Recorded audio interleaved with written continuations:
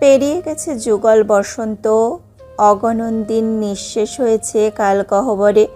সময় স্রোতের ন্যায় চলে গেছে বিরতিহীন। প্রায় দিবসের ক্লান্ত পরিক্রমা শেষে আজ তৃতীয়তম বসন্ত। অপরাহ্নের আলোর মতো ধূসর নয়, তবে নবকুসুমের মৃদু উন্মোচনে অপ্রমেহ সম্ভাবনার সুগন্ধ ছড়িয়ে নীরব হৃদয়ের দোরগোড়ায় এসে হাজির হয়েছে বসন্তকাল। বিগত 2 বছরে সকলের জীবনের কত দিকের কত ভিন্নতা যে হয়েছে। এর মাঝে জাঁকজমকপূর্ণ খারনিবাসটা আর তার মধ্যকার মানুষগুলোই আগের ন্যায় আছে, শুধু জনসংখ্যা একজন বেড়েছে। 6 মাস হলো কাব্য বিয়ে করেছে পৃথিলাকে। অবশ্য বিয়ে করলে কি হবে, কাব্য সে আগের কাব্যই রয়ে গেছে। পৃথিলা মেয়েটাও কাব্যের মতো ভীষণ মিশুকে বিদায় সকলের মন জয় করতেও আহামরি কাঠখোট্টা পোড়াতে হয়নি। রুষা ল পড়ছে, সে আজকাল ব্যস্ত মুখর সময়গুলো অতিক্রম করে বেশিরভাগ। তবে বাড়িতে যতটুকু সময় দেওয়া যায় ততক্ষণ সেই আগের ন্যায় বাদরামো চলে। সাদিক ডিউটিতে যায় আসে, পরিবারকে সময় দেয় আর নিয়ম মোতাবেক প্রদীপ্তাকে ভার্সিটিতে পৌঁছে দেয়। 1 সপ্তাহ হলো প্রদীপ্তার ভার্সিটিতে যাওয়া বারণ। এমদাদ খান আর রশিদ দেওয়ান মানা করেছেন যেতে, কারণ প্রদীপ্তার শরীরটা ভালো যাচ্ছে না। আদিফের অগোচরেই তাদের এরূপ সিদ্ধান্ত। প্রদীপ্তাও জোর খাটায়নি, বরং সে খুশি। ভার্সিটিতে না গেলে আরও বাঁচে সে। প্রদীপ্তার দিনগুলো সমুদ্রের ঢেউয়ের মতো বইছে। সবাই এত এত ভালোবাসে ওকে। পৃথিলা প্রদীপ্তার চেয়ে বয়সে বড়। যেখানে প্রদীপ্তার উচিত ছিল বড়জা হিসেবে পৃথিলাকে আদর আহ্লাদে ভরিয়ে রাখা, সেখানে সেই দায়িত্বটা পৃথিলাই পালন করছে সর্বদা। দুজনকে দেখে 2 জা নয়, বরং 2 বোনের মতো লাগে বেশি। সব মিলিয়ে সব কিছু দুর্দান্ত চলছে, মাখনের মতো। রজনী প্রান্তের স্তব্ধতা ভেদ করে প্রত্যুষের আভায় আলোকিত ভুবন। অম্বরের নীলিমায় জেগে উঠেছে নতুন দিনটি। সূর্যদূতির আভাসে কুয়াশার বক্ষ চিরে স্বর্ণাভ রশ্মি এসে ছড়িয়ে পড়ল দিগন্তের চারিদিকে।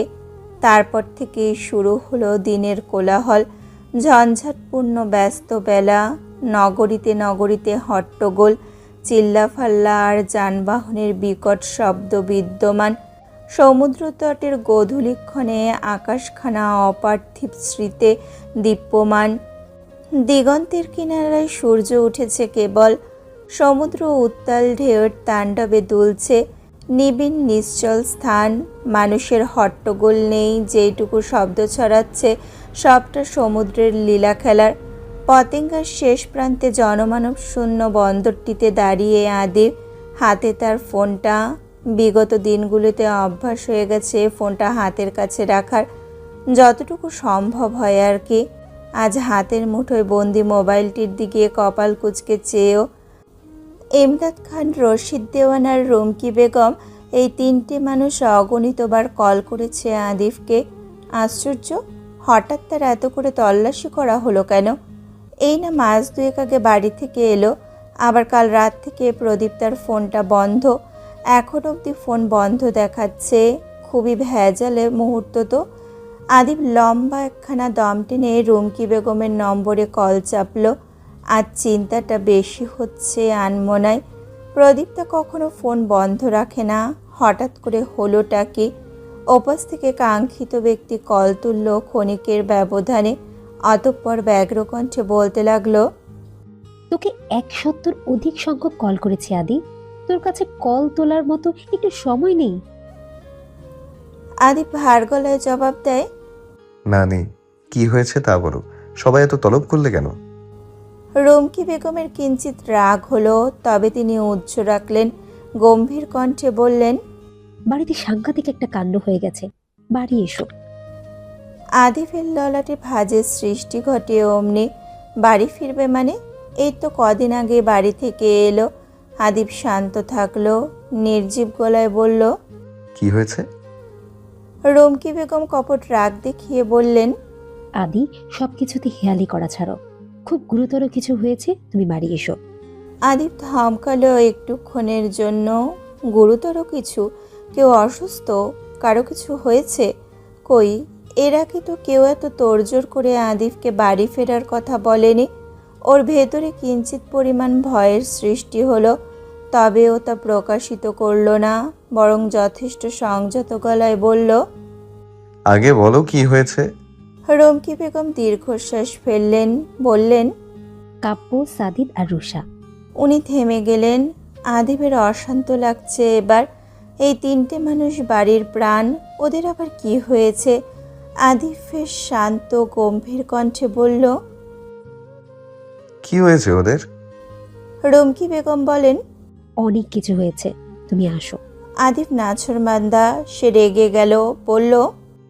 হয়েছেটা কি তা তো আগে বলবে। রুমকি বেগম বুঝলেন ছেলে তার রেগে আগুন হচ্ছে। তিনি গলা ছাড়েন, অতঃপর থমথমে কণ্ঠে বলেন। আদিফের ফোনটা আঁচড়ে দূরে ফেলতে ইচ্ছে হলো। এটা কোনো গুরুতর সমস্যা? এর জন্য আদিফের বাড়ি ফিরতে হবে কেন? ও বলল।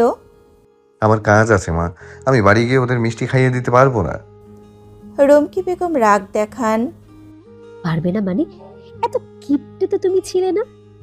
তুমি বাড়ি ফিরছো মানে ফিরছো। আদিব অপ্রসন্ন কণ্ঠে জানায়। মা আমি ডিউটিতে আছি, বাড়িতে গিয়ে ওদের মিষ্টি খাওয়াতে পারবো না। রাখছি। রাখছি। রুমকি বেগম ব্যগ্র কণ্ঠে বললেন। একদম কল কাটবে না আদি। বাচ্চার পিপি আর বাবাইরা কড়া গলায় বলে দিয়েছে বাচ্চার বাবার আনা মিষ্টি খাবে। ওদের নাকি বাচ্চার নানা ভাই আর দাদা ভাইয়ের আনা মিষ্টিতে চলবে না। এখন বাচ্চার বাবা হিসেবে তোমার কি উচিত না ওদের ইচ্ছে পূরণ করা? মুহূর্তে স্তব্ধ হয়ে গেল আদিব। উড়ন্ত বিস্ময় মাখা তরবারি এসে বিঁধল ওর হৃদয়াংশে। মুহূর্তেই অবশ হয়ে এলো দেহ, বিকল হয়ে গেল মস্তিষ্ক। চারিদিক শুনশান নিস্তব্ধ হলো এক পলকে। আদেও এই অনুভূতি ব্যাখ্যাস্বরূপ? আদিবের কানে চাপা ফোনটা অবধি আদিব ধরে রাখতে পারছে না। কেমন দৃশ্যমান হয়ে কাঁপছে পাথরের ন্যায় মানুষটার সর্বাঙ্গ। হৃদস্পন্দন তীর করে বেড়ে চলেছে অস্বাভাবিকভাবে। রুমকি বেগম কয়েকবার ছেলেকে ডাকলেন। আদি, আদি। ওনার ছেলে শ্রবণেন্দ্রিয় স্পর্শ করল না সেই ডাক। অতিবাহিত হলো অনেকক্ষণ, অনূর্ধ্ব 5 মিনিট কাটল এইভাবে। হতবিহ্বল আদিব বহুক্ষণ নীরবতা অবলম্বন শেষে ধীর কণ্ঠে একটু আওয়াজ করল। আদিব কল নামায়। অশান্ত লাগছে, উত্তাল সমুদ্রের চেয়েও নিজেকে বেশি উত্তাল লাগছে। আদিব কতবার যে প্রদীপ্তার নাম্বারে ডায়াল করার চেষ্টা করল, বিধিবাম ওপাশ হতে প্রতিবারই বন্ধ বলল। আদিব সেদিন নৌবাহিনীর প্রতিটা অফিসারকে মিষ্টি খাওয়ালো। কিসের উপলক্ষে না উল্লেখ করলেও বাকিরা মিষ্টি খেতে খেতে ঠিকই অভিনন্দনটুকু ঠুকে দিল আদিফের পানে। মধ্যাহ্ন বিরতি চলমান। তাকবীর সাহেব মাত্র বসেছেন দুপুরের আহার করতে। তন্মধ্যে আদিব এসে হাজির হলো, হাতে মিষ্টান্ন। তাকবীর সাহেব মিষ্টির প্যাকেটটা দেখেই যা বোঝার বুঝে নিলেন। উনি হাস্যরত কণ্ঠে বললেন। অভিনন্দন তাসজিদ, আমি তোমার জন্য খুব খুশি। আদিব বিনিময়ে আজ আর গাম্ভীর্য মুখটা পেশ করল না, বরং একটুখানি হাসলো। সচরাচর এই হাসিটা দেখা যায় না। সচরাচর কি বলা চলে, একেবারেই দেখা যায় না। আদিব আজ প্রফুল্ল কণ্ঠে তাকবীর সাহেবকে বলল। স্যার আমার ছুটি প্রয়োজন। তাকবীর সাহেব এবার বেশ জোরেই হাসলেন। এই যাকে ঘর কাঁপিয়ে হাসা বলে আর কি। উনি রসিকতা করে বললেন। প্রথমবার তোমার বিয়ের দিন তোমায় এতটা খুশি দেখেছিলাম, আর আজ দ্বিতীয়বার। অফিসার, আপনাকে এভাবে দেখলে আমি প্রসন্ন অনুভব করি। আদিব নিশ্চুপ, হাসি মুখে তখনও। তাকবীর সাহেব বললেন। শীঘ্রই ব্যবস্থা করে দিচ্ছি, ভেবো না। আর সময়টা একটু বেশি নিও। আদিব কৃতজ্ঞ কণ্ঠে বলল। Thank you sir, thank you so much. Takbir সাহেব বললেন। এটা আমার দায়িত্ব। বৌমাকে আমার হয়ে বলে দিও, তার জন্য অনেক অনেক দোয়া রইল। আদিব প্রসন্ন বদনে বেরিয়ে এলো। আজ আদিফের চেয়ে বেশি খুশি ব্যক্তিটি কেউ আছে? একটা ছোট্ট সংবাদ মানুষকে কতটাই না খুশি করতে সক্ষমতা রাখে। আদিব শুকরিয়া আদায় করল অজস্রবার। ঔজ্জ্বল্য রবিটা মধ্য গগনে স্থির হয়ে তাম্রবর্ণ দীপশিখা ছড়াচ্ছে সর্বত্র ভূমণ্ডলে। খা খা রশ্মিতে রাস্তাঘাট থেকে প্রতিটি গাছের পাতা, বিল্ডিংয়ের ছাদ দগ্ধ। ঘর্মাক্ত শরীরে উচ্ছ্বাসিত বদনে ঠিক 8 ঘন্টা জার্নি করে এই সদ্য বাড়ির দোরগোড়ায় পা ফেলল আদিব। 2 দিন ঠিক কতটা ছটফটানি করে কাটিয়েছে তা শুধু সে জানে। সব কিছু ঠিকঠাক করে এই যখন ছুটির মেল এলো তখন আর দেরি করেনি, সঙ্গে সঙ্গে বেরিয়ে গেছে। এতটা ছটফটে হৃদয় নিয়ে এর আগে বাড়ি ফেরা হয়নি হয়তোবা। শীতল বেগম চকচকে নয়নে আদিবকে দেখলেন। আদিবের হাত ভর্তি মিষ্টির বাক্স, মুখে ক্লান্তির রেশমাত্র নেই। অবিরাম হাসছে ও সুমির হাতে মিষ্টির বাক্সগুলো তুলে দিতে দিতে বসার ঘরে সকলকে এসে হাজির হলো। ও সুমির হাতে মিষ্টির বাক্সগুলো তুলে দিতে দিতে বসার ঘরে সকলে এসে হাজির হলো। অনুপস্থিত থাকলো না প্রদীপ্তাও। একটা প্রাণীও আজ বাড়ি থেকে বেরোয়নি। আদিবের আসার খবর পেয়ে মূলত এই সিদ্ধান্ত নেওয়া। এমদাদ খান ছেলের নিকটে সে পদযুগল থামালেন, 2 হাতে ছেলেকে জড়িয়ে ধরলেন। আদিবও শক্ত করে জড়িয়ে ধরল মানুষটাকে। হাঁপানি রোগীদের মতো জোরে জোরে দম নিচ্ছে আদিব। এমদাদ খান বললেন, আমি তোমাকে অভিনন্দন জানাবো নাকি তুমি আমাকে জানাবে? আমি দাদুভাই হচ্ছে আদি, ওয়ার্ল্ড উইথ বেস্ট দাদায়। আদিব প্রাণ খোলা গলায় বলল, তাহলে তোমায় কংগ্রাচুলেশনস মিস্টার এমদাদ খান। প্রত্যেকের হাসির ঝংকারে বসার ঘরটা ভরে উঠল। কেবল হাসল না প্রদীপ্তা, ও কেবল ছলছলে নয়নে চেয়ে রইল দীর্ঘ পথ পাড়ি দিয়ে আসা আদিবটার পানে। পারছে না, দুঠোঁট ভেঙে কেঁদে ওঠে। ভাগ্যিস পৃথিলা হাতটা চেপে ধরে আছে। এমদাদ খান সুধান, ওয়ার্ল্ড উইথ বেস্ট দাদায়। অনুভব করতে পারছো কিছু? বুঝতে পারছো তোমার আসার খবরে বাবা ঠিক কতটা আনন্দিত ছিল? আদিব মুহূর্তে আবেগাপ্লুত হলো, তবে সংযত করল নিজেকে। ছাড়ল এমদাদ খানকে। খুশির আমেজে মত্ত সবাই। খানবাড়িতে এই প্রথম নাতি নাতনির আগমন হচ্ছে। আনন্দটুকু মোটেও নিছক নয়। আদিব সবার সাথে আজ আয়েশের সহিত কুশল বিনিময় করল। কাব্য, সাদিদার, রুষা পারছে না, খেয়ে ফেলছে আদিবকে। ওহ, এদের মাঝে পৃথিলাও আছে। বাড়ির বউ কম, মেয়ের মতন আচরণে অভ্যস্ত সে। এই যেমন এখনকার কথা। ও আদিবকে কতই না সাবলীল ভঙ্গিতে বলল, ভাইয়া, আমাদের কিন্তু বিশাল ট্রিট চাই, শুধু মিষ্টিতে চলবে না। তাল মেলানো রুষা। একদম, এক দফা এক দাবি। আদিব নির্দ্বিধায় স্বীকার করে নিল। মস্ত বড় ট্রিট দিব, প্রমিস। আনন্দে আত্মহারা হয়ে চিৎকার করে উঠল ওরা। সেই চিৎকারের প্রকোপে বড়রা কানে হাত দিতে বাধ্য হলো। অথচ এত কিছুর মাঝে একটিবার মানুষটা প্রদীপ্তার দিকে তাকালো না। ভুল করেও নজর বোলালো না প্রদীপ্তার পানে। কেন এত উপেক্ষা করা হলো প্রদীপ্তা জানে না। ওর রাগ অভিমানটুকুও হলো না, বরং অপলক নির্নিমেষ আদিবকে দেখে গেল। অতঃপর সকলকে বিদায় জানিয়ে আদিব ফ্রেশ হওয়ার উদ্দেশ্যে ছুটল। প্রদীপ্তার দিকে কোনো প্রকার শব্দ না ছুড়ে। সবাই যখন আদিবের চলে যাওয়া দেখছিল, তখন স্থির নেত্রে জমিনে চেয়ে থাকা প্রদীপ্তার কাছে রশিদ দেওয়ান এলেন। মেয়েকে জড়িয়ে ধরে ওর ললাটে স্নেহময়ী পরশ আঁকলেন। বললেন, পৃথিবীর সব সুখ আমার প্রভার হোক, সবচেয়ে শ্রেষ্ঠতম উপহারগুলো সর্বদা আমার প্রভাকেই দেওয়া হোক। প্রদীপ্তার আঁখি জোড়া টলমলে হয়ে উঠল। রশিদ দেওয়ান 2 হাতের সাহায্যে মেয়ের চোখের জল মুছে বললেন, কাঁদবে না, মিষ্টি নিয়ে ঘরে যাও। ঘর থেকে বেরিয়ে বারবার সিঁড়ি বেয়ে নামতে উঠতে যেন না দেখি। প্রদীপ্তা বাধ্যমের মতো মাথা দোলায়। গুটি গুটি কদম ফেলে যখন প্রদীপ্তা কক্ষে প্রবেশ করল, তখন কক্ষটা সম্পূর্ণ নির্জন, নিবিড়। সিলিংটা অবধি বন্ধ, দরজা জানালা বন্ধ সব। লাইট জ্বলছে আর এসিটা গা সহনশীল তাপমাত্রায় ছেড়ে রাখা। আদিব বাড়িতে না থাকলে রুমের এই হাল দেখা যায় না। প্রদীপ্ত ফকফকা আলোর নিচে থাকতে পছন্দ করে। এসিটা ছাড়াই হয় না, সে সিলিংয়ের হাওয়াতেই ভালো। যাগ্গে দু হাতে বেয়ে আনা দুটো বাটি টেবিলে রেখে আশপাশটাতে কাঙ্ক্ষিত জিনিস খুঁজল প্রদীপ্তার আঁখি যুগল। নিখোঁজ সে। প্রদীপ্তা সংকুচিত চিত্তে বসল চেয়ারে। অন্তঃপটে কেমন কেমন যেন লাগছে, এমনটা আগে লাগেনি। চারদিক থেকে নতুন একটা গন্ধ ভেসে চলেছে অনবরত। প্রদীপ্তার ভেতরে সেই ঘ্রাণ দেহ শিরশির করা অনুভূতি ছড়ায়। সব কিছু থেকেই বাচ্চাদের গায়ের গন্ধ পাওয়া যায়। এত সুন্দর কেন এই জগৎ? প্রদীপ্তা ধ্যানভ্রষ্ট হলো ওপাশের রুম থেকে সেই দানবীয় পুরুষটিকে হেঁটে আসতে দেখে। প্রদীপ্তা আজ যে ভিন্ন রঙের একটা শাড়ি পরেছে, মানুষটা লক্ষ্য করবে, আদৌ চিনবে তো শাড়িটাকে? এত দিন পেরোলো, অথচ প্রথম রান্না করে স্বামীর থেকে উপহার পাওয়া কালো শাড়িটার ভাঁজটাও এতদিন খোলা হয়নি।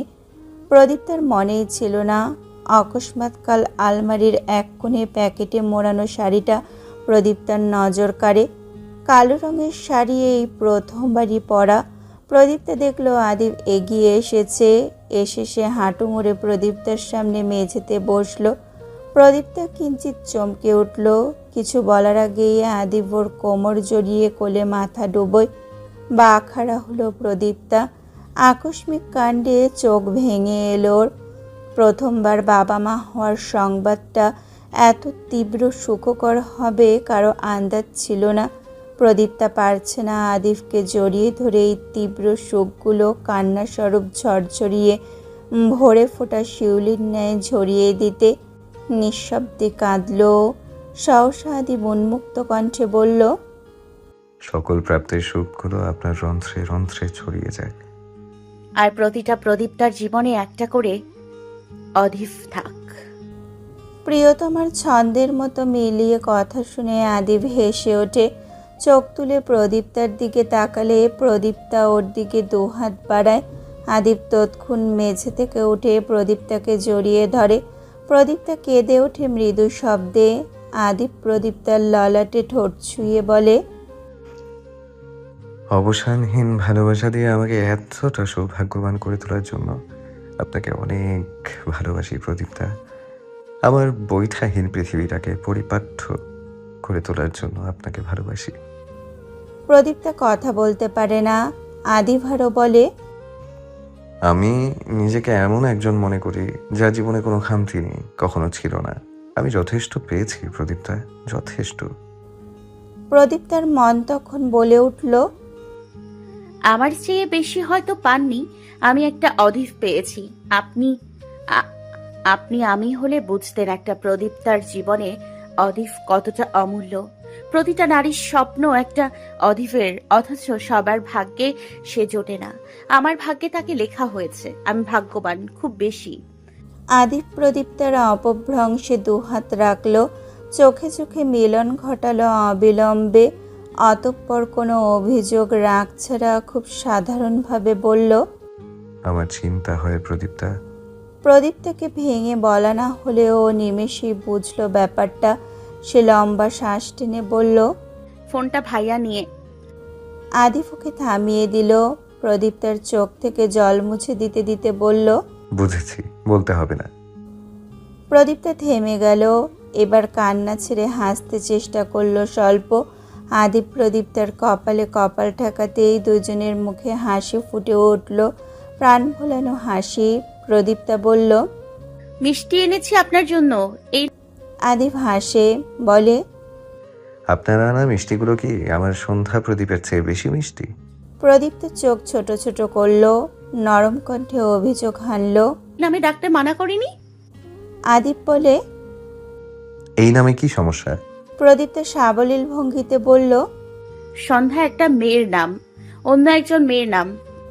আদিব শব্দ করে হাসল। প্রদীপ্তা আজকাল বেশ ঈর্ষান্বিত হচ্ছে। আদিব বলল, না, আমি আপনার অন্য অর্থে এটা বলে ডাকি। প্রদীপ্তা আগ্রহী কণ্ঠে শুধোয়, কোন অর্থে? আদিব সন্তর্পণে চেপে গেল বিষয়টা। সে বলল, মিষ্টি কি আপনি খাইয়ে দেবেন না? প্রদীপ্তা জোরে জোরে মাথা নাড়ে। অর্থাৎ সে নিজেই দিবে। আদিব আলতো হাসে, অদূর হতে কে যেন হাস্যবদনে আওড়ায়। প্রথম আপনায় দেখেছিলাম স্নিগ্ধ বর্ষণের রাতে। আমার চক্ষু যুগল আটকে ছিল সেই নয়ন জোড়াতে। পৃথিবী থমকে ছিল আমার মন। বুকে অশান্ত ঝড়, অদ্ভুত সেক্ষণ। দিশেহারা হয়ে পড়েছিলাম দেখার পর সেই অনিব। তৎক্ষণাৎ নাম দিলাম তার, আমার সন্ধ্যা প্রদীপ। শীতজীর্ণ আবরণ শেষে সবে গ্রীষ্মের আগমন ঘটেছে। নরম রৌদ্র স্নান একটা দিন। স্বাভাবিক সাবলীল গতিতে প্রতিটা মানব জাতির জীবন চলে যাচ্ছে অনায়াসে। তবে সেই দিনটায় খান পরিবারটা খুব আতঙ্কে ছিল। প্রত্যুষের আগমন ঘটার আগেই প্রদীপ তার ব্যথাতুর চিৎকারগুলো জানান দিচ্ছিল নতুন সদস্যের আগমনের বার্তা। হাসপাতালে প্রায় গোটা পরিবারটাই আছে। এদিক ওদিক পায়চারি করছে সকলে। আদিব এয়ার সার্ভিসের মাধ্যমে ঢাকায় এসেছে বিধায় সংকীর্ণ সময়ে এসে পৌঁছাতে পেরেছে। শুধু পৌঁছেছে এমন না, সে ওটিতে ঢুকেছে অবধি। প্রথমে ডাক্তারদের প্রচণ্ড অনুরোধ করেছে। আমি ভেতরে থাকি ডক্টর, ও খুব ভয় পাবে। আমি থাকি প্লিজ। ওর পাগলামি দেখে ডাক্তার হতে নার্স সবাই হো হো করে হেসেছে। অতঃপর অনুমতি দিয়েছে। আদিব প্রদীপ তার একটা হাত নিজের মুঠোয় নিয়েছে, অন্য হাতে প্রদীপ তার দেহের ওপরের অংশটুকু জড়ানো, যেন প্রদীপটা আদিবের বুকে মুখ গুজে রাখে। সেই যন্ত্রণাদায়ক দৃশ্য দেখে শিউরে না উঠুক ওর গা। আদিব হয়তো খেয়ালও করেনি সেই সময় ওর বাম আখির কার্নিশ বেয়ে এক ফোঁটা শিশির বিন্দুর মতো তরল গড়িয়েছিল। বহুক্ষণের অপেক্ষার অবসান শেষে সেই মাহেন্দ্রক্ষণ এলো খানবাড়ির প্রত্যেকের কাছে। নার্স গলা ছেড়ে কাঁদতে থাকা একটি সদ্য ভূমিষ্ঠ হওয়া শিশুকে নিয়ে এলো আদিব প্রদীপ তার কাছে। আদিবের রুহ অবধি শিরশির করে উঠল বাচ্চাটার দিকে চেয়ে। প্রদীপ্তা ভীষণ ক্লান্ত চোখে সেদিকে চাইতেই প্রদীপ্তার ক্ষতটা সম্পূর্ণ পরিপূর্ণ। আদিবের রুহ অবধি শিরশির করে উঠল বাচ্চাটার দিকে চেয়ে। প্রদীপ্তা ভীষণ ক্লান্ত চোখে সেদিকে চাইতেই প্রাপ্তির খাতাটা সম্পূর্ণ পরিপূর্ণ মনে করল। নার্স হাসি মুখে বলল। তৎক্ষণাৎ প্রদীপ্তার মুখে হাসি এলিয়ে এলো। অধরার কথা মনে পড়ল। ও ছেলের কথাই বলেছিল। নার্স শিশুটিকে পরিষ্কার করতে নিয়ে গেলেন। আদিব প্রদীপ্তার ললাটে ঠোঁট ছুঁয়ে বলল, প্রদীপ্তা, দেখলেন আমার হাতৃত। প্রদীপ্তা যন্ত্রণাকাতর শরীরেও এই মুহূর্তে খুব করে হাসতে চাইল। নামটা কি সদ্য ভাবা নাকি আগে থেকে? কমান্ডার তাসরিদ খান আদিব সত্যি মাস্টার মাইন্ডওয়ালা মানুষ, সব কিছুতেই এগিয়ে। ছোট্ট শিশু আদ্রিতকে ঘিরে খানবাড়িতে খুশির শেষ নেই। আদ্রিদের নানা, নানু, দাদাই, দিদুনরা যেমন নাতিকে নিয়ে সারাদিন মেতে থাকে, তেমনই আদ্রিদের ফুপি, চাচিমা আর 3 জন বাবা তো আছে। আদিব, কাব্য, সাদিদের চোখের মনি ওই ছোট্ট প্রাণটা। প্রদীপদের কাজ শুধু ছেলেকে খাওয়ানো। মাঝে মাঝে এই কাজটাও করা লাগে না। দেখা যায় কেউ না কেউ ফিডারে দুধ গুলিয়ে খাইয়ে দিয়েছে। একদিন রাতের কথা, গভীর রাতই হবে, প্রদীপটা ঘুমিয়েছিল। আচমকা গভীর ঘুমটা কেন যেন ছুটে গেল।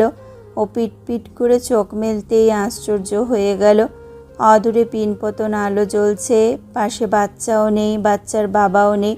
মৃদু আলোয় দেখা যাচ্ছে বাচ্চার বাবা বাচ্চাকে কোলে নিয়ে এদিক সেদিক হাঁটছে। প্রদীপ্তা ঘুম জড়ানো কণ্ঠে শুধোয়, কি করছেন আপনারা? আদিব ক্ষীণ আওয়াজে বলে, ফিডার পার্টি, আপনিও জয়েন হতে চান? হ্যাঁ, এভাবেই দিন এগোচ্ছে সামনের পথে। খানবাড়িটা এখন পরিপূর্ণ। সারাক্ষণ হাসি খুশি থাকে সকলে। একটা বাচ্চার চিৎকার চেঁচামেচি সর্বক্ষণ বিচরণ করে বাড়ির আনাচে কানাচে। আদ্রিতকে রশিদ দেওয়ান কাব্যর ছোট ভার্সন বলে ডাকে। বাকিরাও সম্মতি দেয়, কারণ ও আসলেই তাই। দেখতে বাবার মতো, অথচ কাজকর্ম কাব্যের মতোই, ভীষণ চঞ্চল। আদ্রিতের তখন 5 বছর। প্রদীপ্তাকে ছেলেটা এত বিরক্ত করে। নেহাত প্রদীপ্তার মাঝে নম্র ভদ্র সত্তাটা এখনো আছে, নয়তো এই ছেলেকে শাসন করতে করতে শেষ হয়ে যেত। একদিনের কথা, প্রদীপ্তা খুব রেগে গিয়েছিল আদ্রিতের ওপর। প্রথমবারের মতো একটু উচ্চস্বরে বকেছিল ছেলেকে। আদ্রিত কেঁদে কেটে দাদাই, দিদু, নানা ভাই, নানুমণিকে নালিশ করলো, বাবাইদেরও বলল, পিপি আর মাম্মামের কাছেও দুঃখ প্রকাশ করলো। শুধু কি তাই, বড় মা, বড় বাবা অর্থাৎ আদিভের নানা নানুর কাছেও খবর পৌঁছে দেওয়া হলো আদ্রিতকে প্রদীপ্তা বকেছে। ব্যাস, সেদিন একটা লোকও প্রদীপ্তার সাথে কথা বলেনি। শীতল বেগম খুব বকেছেন। প্রদীপ্তাও মন খারাপ করে খাওয়া দাওয়া বাদ দিয়ে ঘরে চলে গেছে। খুব কেঁদেছে। তখন আদিব গিয়ে আদর করে মন খারাপ দূর করেছে প্রিয়তমার। বুঝিয়েছে আদ্রিতকে যেন আর কখনো বকাঝকা না করা হয়। তাই এখন আর প্রদীপ্তা আদ্রিতকে বকে না। এখন ওদের মাঝে যা হয় তা হলো, আদ্রিত, তুমি আমায় জ্বালাচ্ছ, খেয়ে নাও চুপচাপ। আদ্রিত ভেঙচি কাটে, বলে, আমারও 3টে বাবা, আমিও নালিশ করতে পারি। এ কথা শোনা মাত্রই আদ্রিত ঝড়ের বেগে ছুটে চলে গেল কক্ষ থেকে। প্রদীপ্তা দীর্ঘশ্বাস ফেলে। একটা ঘূর্ণিঝড় হয়েছে তার ঘরে। বসার ঘরে সোফায় বসে খবর দেখায় মগ্ন কাব্য, সাদিদার, আদিব। তাদের সাথে রশিদ দেওয়ান, এমদাদ খান আর এহসান খান বসে ব্যবসায়িক আলোচনা করছেন। হুট করে আদ্রিত এলো সেখানে। গলা ফাটিয়ে চিৎকার করে বলল, কাব্য, সাদিদার, আদিব তাকালো আদ্রিদের দিকে। 2 হাত বুকে ভাঁজ করে গাল ফুলিয়ে দাঁড়িয়ে আছে ছেলে তাদের। তৎক্ষণাৎ আবার পেছনে দাঁড়ালো আরেকজন। সেও উদাস চিত্তে রশিদ দেওয়ানের উদ্দেশ্যে বলল, বাবা, আদ্রিত আমাকে খুব বিরক্ত করছে। এবার রশিদ দেওয়ান, এমদাদ খান আর এহসান খান তাকালেন প্রদীপ্তার দিকে। ওনারা হেসে উঠল মা ছেলের কাণ্ডে। শাসন নালিশের মাঝেও প্রদীপ্তার জান তার ছেলে। আদ্রিতকে জড়িয়ে না ধরেন ও ঘুমাতে পারে না। ছেলেকে আগে না খাওয়ালে প্রদীপ্তা খেতে পারে না। ছোট্ট মুখটাতে চুমুতে চুমুতে ভরিয়ে দেয় যখনই ইচ্ছে হয়।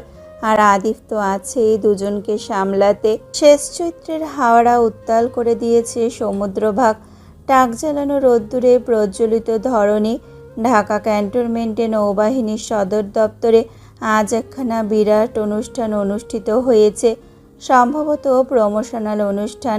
সকল অফিসাররা উপস্থিত এখানে, এবং কি নৌবাহিনীর প্রধান অ্যাডমিরালও উপস্থিত। আর আদিব বুক কুচিয়ে সকলের সামনে দাঁড়িয়ে আছে। করতালি বাজছে চারিদিক জুড়ে।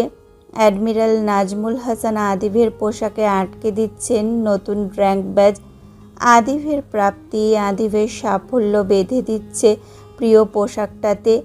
আদিবের ইচ্ছাগুলো রূপকথার গল্পের মতো পূরণ হচ্ছে একে একে। সবটা স্বপ্নময়, কোনোটাই কাল্পনিক নয়। তবুও কেমন কল্পজগতে ঘটা জিনিসগুলোর মতো হচ্ছে সব। উনি যখন আদিবের পোশাকে পদবি বেঁধে দিচ্ছিলেন, তখন আদিব মনের মাটিতে গুটি গুটি অক্ষরগুলো একে একে সাজিয়ে যাচ্ছিল। উনি যখন আদিবের পোশাকে পদবি বেঁধে দিচ্ছিলেন, তখন আদিব মনের মাটিতে গুটি গুটি অক্ষরগুলো একে একে সাজিয়ে যাচ্ছিল। সব আবেগ, কৃতজ্ঞতা ঢেলে বাক্য সাজাচ্ছিল সে। আমার আজকের এই অর্জন, আমার সাফল্য, আমার এত সম্মান, সবকিছু আপনার রহমত ইয়া কারিম। আমি এক সামান্য বান্দা আপনার। এই নগণ্য জীবনটি আপনার নিকট কৃতজ্ঞ রব্বুল আলামিন। আপনি আমাকে সব দিয়েছেন, সব। আমি কৃতজ্ঞ ওই 3 জন ব্যক্তির কাছে যাদের উসিলায় আমি প্রতিটি জিনিস পেয়েছি যা আমি চেয়েছি। আমার প্রদীপ্তা একদা নিজের পেশা, দেশ ব্যতীত আমি অন্যত্র ভাবতে পারতাম না কিংবা চাইতাম না। আকস্মাৎ আমার রুক্ষ শুষ্ক জীবনে ধুধু মরুর বুকে এক পশলা বৃষ্টি স্বরূপ আপনার আগমন ঘটে। তপ্ত সরোবরের লগ্নে সর্বকালের প্রসন্নতা নিয়ে আপনি এসেছিলেন। বিশ্বাস করুন প্রাণ আমার ব্যস্ত তিক্ত কাঠখোট্টা জীবনে আপনি সবটুকু প্রশান্তি নিয়ে হাজির হয়েছেন। আপনি এই নগণ্য মানবটাকে সবটুকু সুখ উপহার দিয়েছেন। আমার নিঃসঙ্গ জীবনে এক টুকরো শ্রাবণ মেঘের অভাব পূরণ করেছেন, পরিপূর্ণ করেছেন আমায়। আমার হৃদয়, আমি আপনাকে আর কত ধন্যবাদ দিব বলুন? কোন মাধ্যমে কৃতজ্ঞতা প্রকাশ করব আমি? আমার সামর্থ্যে থাকা এক বিন্দু পরিমাণ ভালোবাসা অবশিষ্ট নেই যা আপনার নামে উৎসর্গ হয়নি। আমি আপনার নিজ স্বার্থ অনুযায়ী ভালোবেসেছি, ভালোবাসছি। আর কত ভালোবাসা আপনার নিকট বিলিয়ে দিলে আমার মনে হবে যে যথেষ্ট হয়েছে। আমি আপনার নিকট প্রচণ্ড ঋণী প্রদীপ্তা, এতটা ঋণী যতটা ঋণ এই অথমের পক্ষে পরিশোধ করা অসম্ভব। আমার তো মিশ্রে আবিষ্ট প্রব্য জীবনের দ্বিতীয় মূল্যবান মানুষটি, আমার প্রাণ, আমার কলিজার টুকরো, আমার সোনা হাতৃত। সেদিন ছোট্ট একটা প্রাণ কি আদর মাখা রূপে আমার দু হাতে আশ্রয় নিল। আজ সেই ছোট্ট ছেলেটা বাবার চোখে চোখ রেখে আবদার করে, বায়না ধরে। সেদিনের আধো আধো কণ্ঠস্বর আজ স্পষ্ট হয়েছে। নিঃসন্দেহে ইয়া কারিম ওকে আমার ঘরে পাঠিয়েছেন রহমতের ঝুড়ি স্বরূপ। আদ্রিত আসার পর আমার ঘরে যা হয়েছে সব ভালো, জীবনে যা ঘটেছে সব উত্তম। আর আমার জান বাচ্চা বাবার হৃদয় বাগানের সবচেয়ে মিষ্টি ফুল, আমার আরো একটা প্রাণ, আমার আদর, আমার আরাধ্যা। তুমি বাবার জীবনে আসা নব্য সুন্দর সদস্য। বাবা, তুমি জানো তুমি বাবার জীবনের সবচেয়ে বড় ইচ্ছে ছিলে। আজ আমার আরাধ্যা পৃথিবীতে, এই আদিবের ঘরে আরাধ্যার অস্তিত্ব আছে আজ।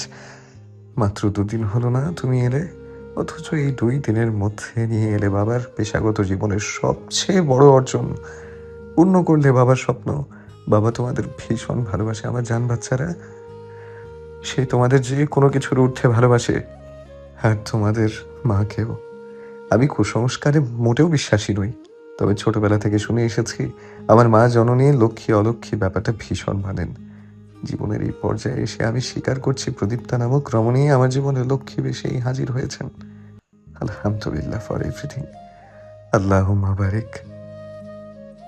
তাশরিদ খান আদিব। আনবাড়িতে আজ হইচইয়ের শেষ নেই, খুব ধুমধাম রান্না বান্না চলছে। বাড়িতেও অনেক অনেক মানুষ। আজ কলিং বেল চেপে বাড়িতে প্রবেশ করতে হলো না আদিফকে।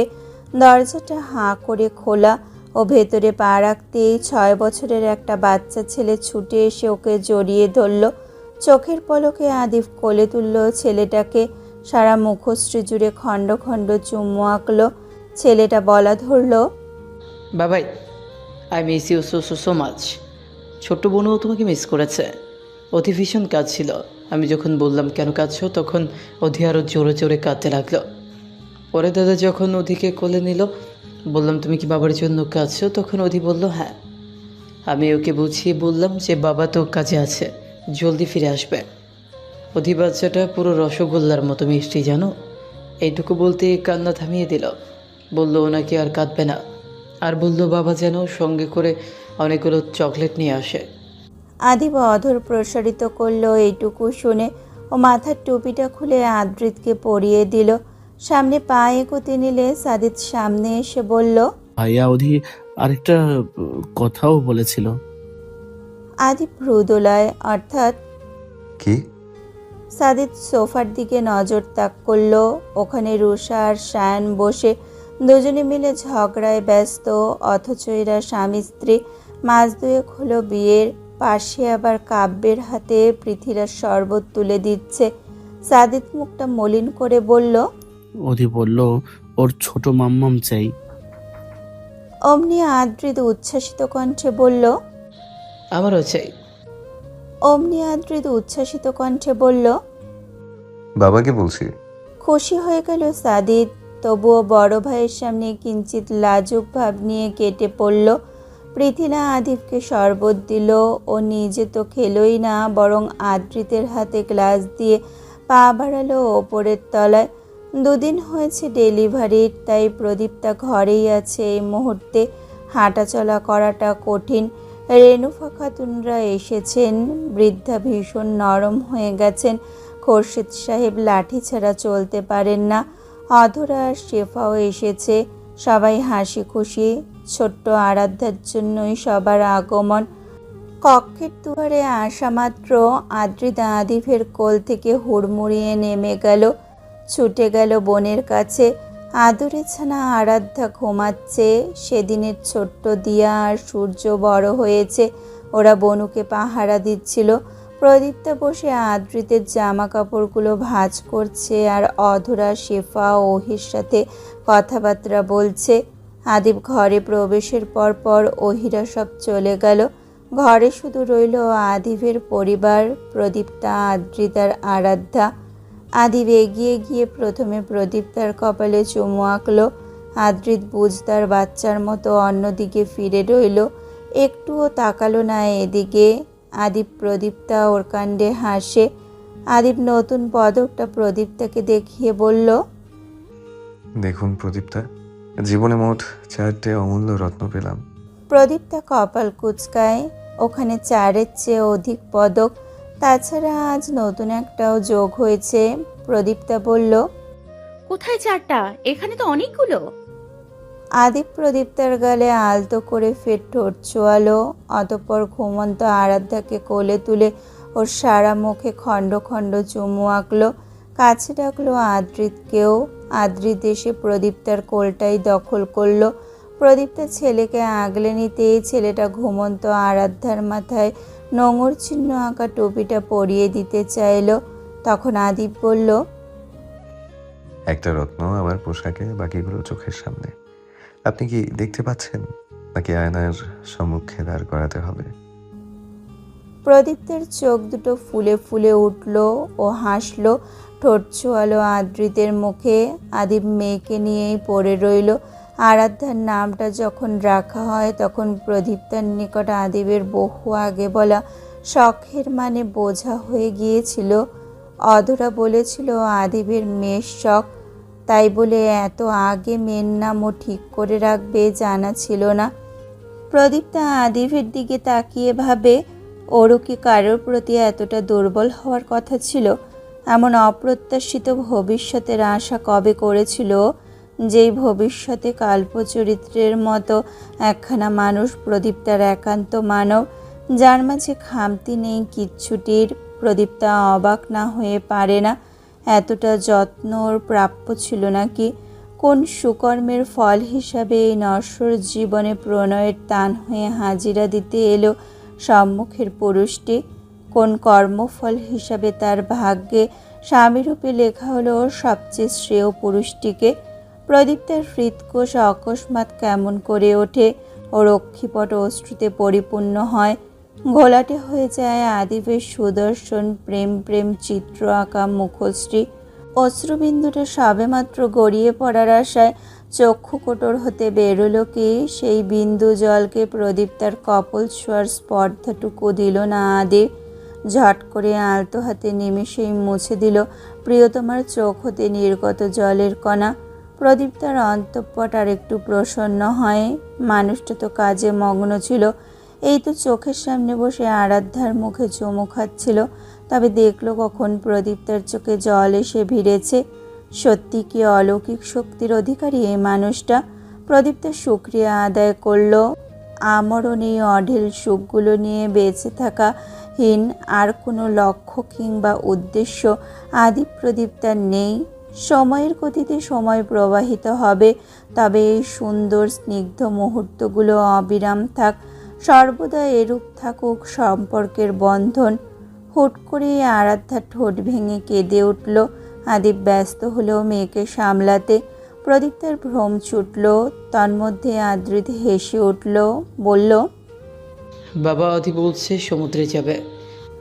আদিব আড়ার থেকে আদর মিশ্রিত কণ্ঠে বলল, বাবা তোমাদের খুব শীঘ্রই সমুদ্রে বেড়াতে নিয়ে যাবে মা, কাঁদে না। তোমাদের নিয়ে সমুদ্র ঘোরার বাবার ভীষণ শখ। প্রদীপ্তা মুগ্ধ নয়নে সেই দৃশ্য দেখল। ওর অন্তর জুড়িয়ে গেল। অকস্মাৎ প্রদীপ্তার কি যেন একটা মনে পড়ল। ওর টনক নড়ে। ও তড়িঘড়ি করে শুধোয়, কমান্ডার শুনুন। আদিব তাকায়। প্রদীপ্তা আগ্রহী কণ্ঠে শুধোয়, আচ্ছা, অনুপ্রভা কি? আদিবের ওষ্টা ধরে তীব্র হাসির রেখা প্রকাশিত হলো। ছোট্ট আরাধ্যা বাচ্চা বাচ্চা বদনে হেসে উঠল। বোনের হাসি দেখে আদৃত ঘর কাঁপিয়ে হাসল।